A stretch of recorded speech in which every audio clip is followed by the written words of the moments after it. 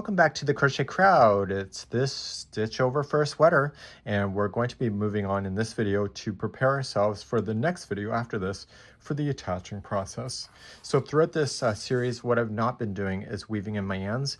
I want you not to remove any of the right side stitch markers. We want to keep that intact, but we want to go through the project and being able to weave in the ends.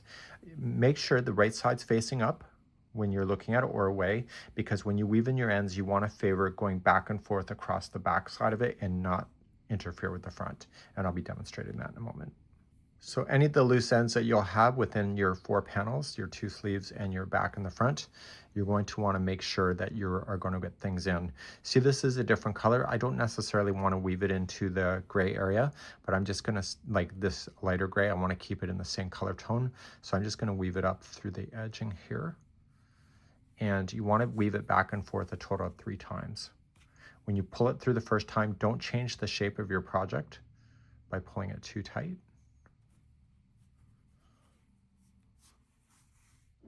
And you're just going back and forth 3 times.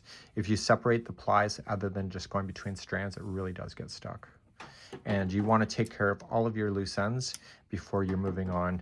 And again, make sure you keep that stitch marker in place so that when we go to put it together, you'll know what sides are facing which. Once you have this done, I'll see you in the next video. We're going to start putting this stuff together.